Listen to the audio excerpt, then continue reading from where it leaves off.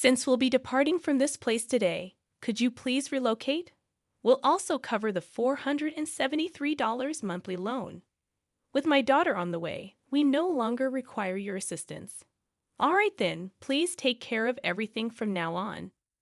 Despite the substantial support we provided to our in-laws, they easily shifted their trust to the younger sister. As I packed my belongings at the entrance, I shared something crucial with them. By the way, there seems to be a misunderstanding. The monthly loan repayment is— As I spoke, their faces turned pale in shock. My name is Emily, a 35-year-old office worker. I've been married to Tom for 3 years. We met through a mutual friend who believed we'd be perfect for each other, and that intuition proved correct. Tom and I were drawn to each other from our first conversation. Tom felt the same, and we started dating. 2 years later, he proposed, and I happily accepted. Our families supported our marriage, and we had a wonderful wedding attended by many. After our honeymoon, we began our life together, sharing household chores and enjoying a peaceful, stress-free life. Tom, having lived alone for a long time, was a great cook, which was a huge help. We cooperated in all household tasks, and we were grateful for each other's company. 3 years passed in the blink of an eye, and our bond remained as strong as when we were newlyweds. However, a significant event occurred when Tom's father fell seriously ill. We rushed to the hospital, and after a week of tests, he was released, but concerns about a recurrence lingered. Recognizing that they might not handle another emergency, Tom proposed the idea of living together. "What if we lived together with my parents?" he suggested. It was an expected proposal, and I agreed. We quickly discussed the idea with our in-laws. "Live together?" Tom's mother inquired. "It's not a bother at all," I reassured. "Emily and I are worried about both of you." "Thank you, both of you." Our in-laws, teary-eyed and grateful, accepted our offer, reflecting their underlying anxiety. We promptly moved in with them, and the mother-in-law, understanding that both of us worked, took the lead in household chores. Thanks to her, we could focus on our jobs, and the father-in-law, now retired, spent his days resting at home, which significantly improved his health. Life was joyous, and we all got along wonderfully without any issues. However, our in-laws eventually made a certain proposal. "I've been thinking about this for a while. How would you feel about building a new 2-family house?" the father-in-law suggested. But this house isn't particularly spacious or comfortable for 4 adults. If Tom and Emily have children in the future, it'll be even smaller," the mother-in-law explained. "Considering the future, I've been thinking of building a bigger house where we can live comfortably for the rest of our lives. However, it's not something we can afford with just my savings. We will need to discuss and decide together." Tom and I were surprised by the proposal, but we thought it wasn't a bad idea. While the current in-laws' house wasn't too small, it wasn't particularly spacious or comfortable either. Long-term living there might lead to stress building up between us. Perhaps buying a new house where everyone can live comfortably is a good idea. After discussing it with Tom, we decided to go along with the father-in-law's proposal. Subsequently, the 4 of us visited real estate agencies to explore various properties. We considered making it barrier-free for our in-laws and ensuring there were plenty of rooms for future children. Ideally, the new house should be in a safe area, close to both a hospital and a train station, with easy access to grocery stores. Considering everyone's requirements, it seemed like it might be pricey. However, if we were going to live there for the rest of our lives, we didn't want to compromise too much. Every family member felt the same way, so with determination, we decided to build our dream house, even if it cost a lot. After some time, our new home was finally completed. The exterior and interior were both new and beautiful, lifting our spirits just looking at it. "This is really amazing. I can't be sick anymore. I want to stay healthy and live here for as long as possible." The in-laws expressed their joy.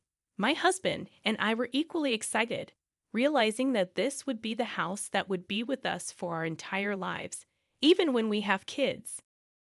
I want to play catch in the garden and have barbecues. That sounds great. Let's make lots of family memories here. We were overflowing with excitement and joy. Living in the house turned out to be truly comfortable, and it felt like the pinnacle of happiness. Being in a comfortable home made me even more enthusiastic about my work. Subsequently, my work went very smoothly, and both my public and private lives were fulfilling. I genuinely felt grateful for buying this house. The months passed in the blink of an eye, and 2 years had passed in this house.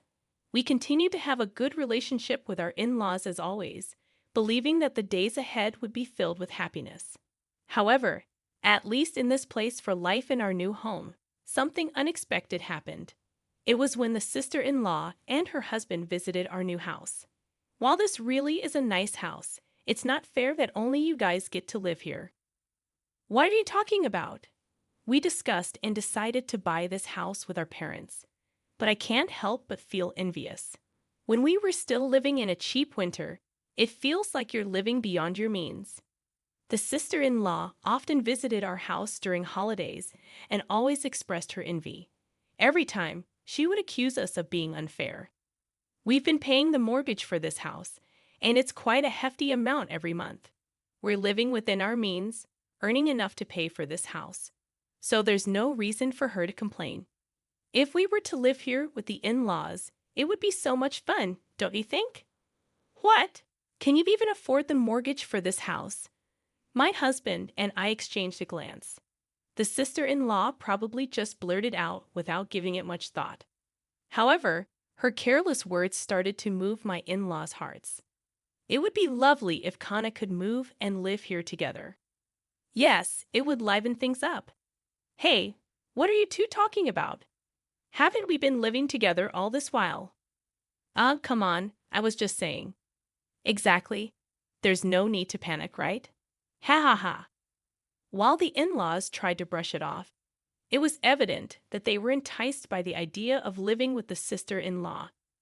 The in-laws seemed to have a particular affection for her, even more so than for Tom. She is a beauty with delicate features and looks like a doll from her childhood.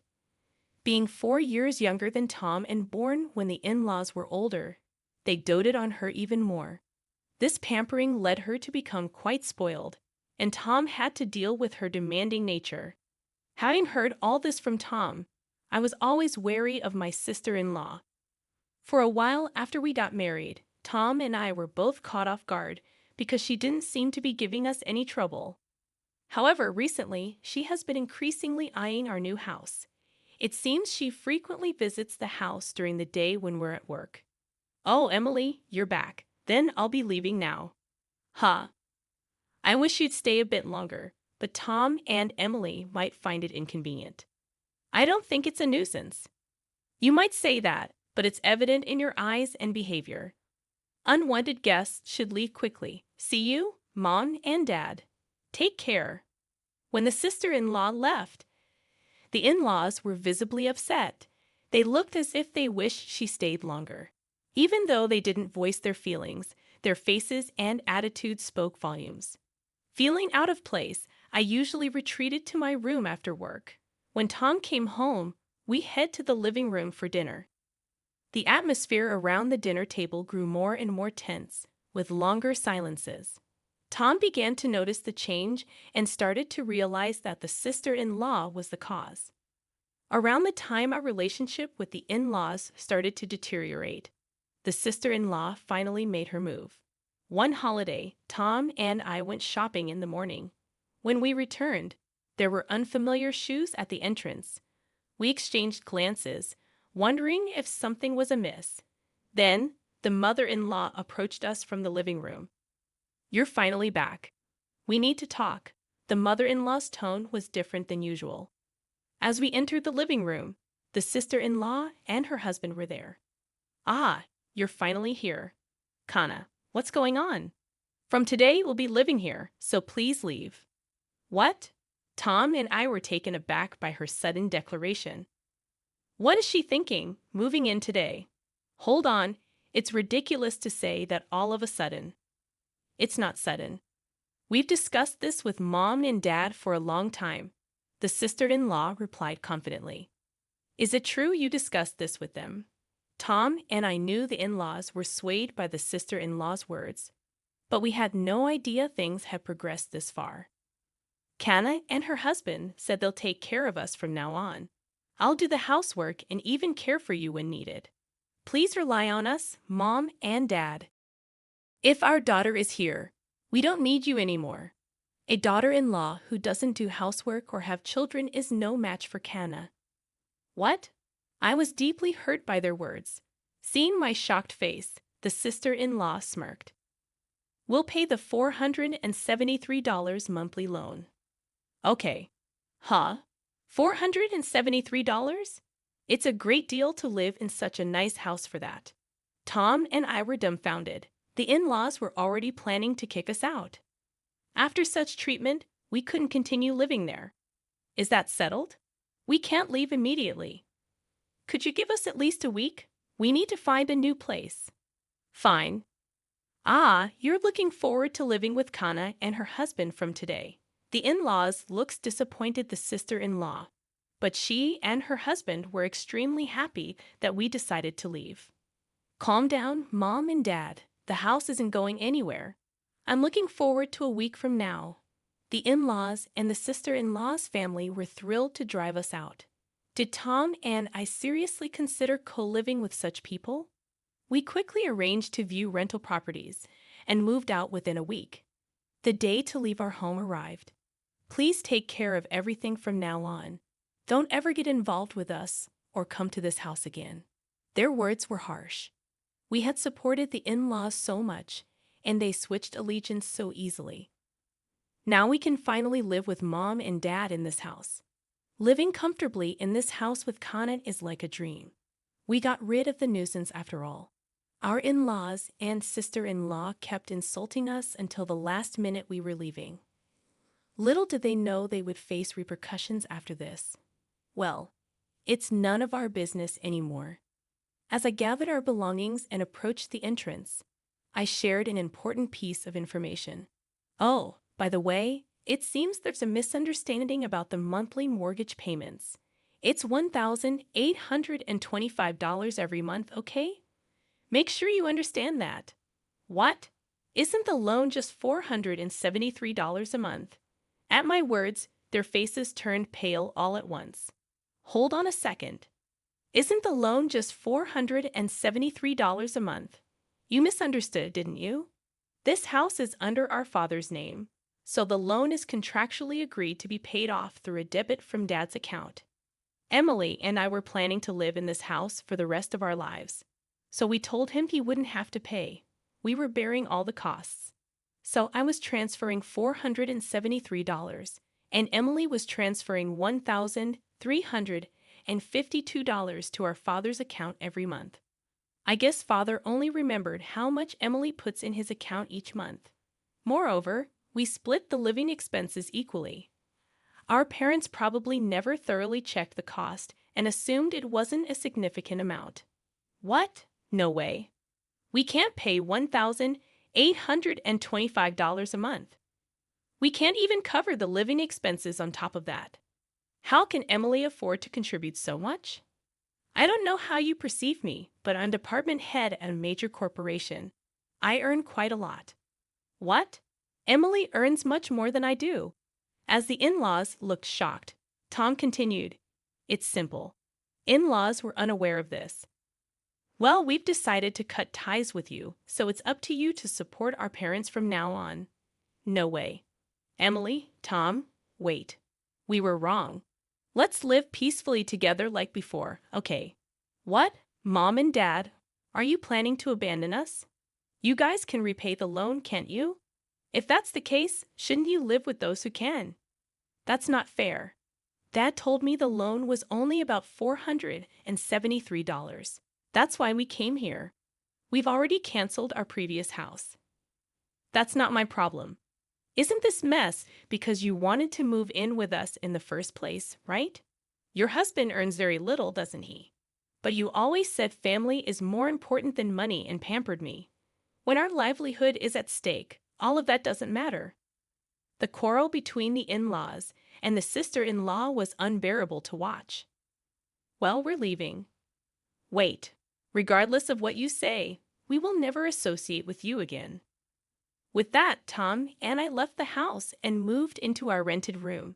Despite the numerous messages from the in-laws, we ignored them all.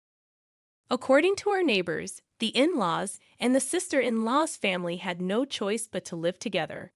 However, they couldn't pay the loan and eventually had to let go of the house. When they sold the house, a considerable debt remained. Even after using the father-in-law's early retirement benefits for repayment, they still fell short.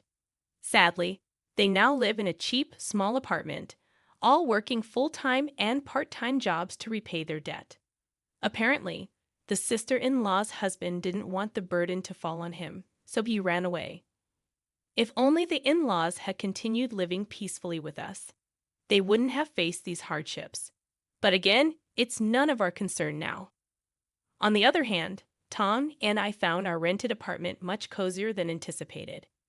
We plan to stay here for a while and save money, living happily as our savings grow at an incredible rate. We believe it's essential to save as much as we can for the future while still enjoying our lives with the occasional luxury.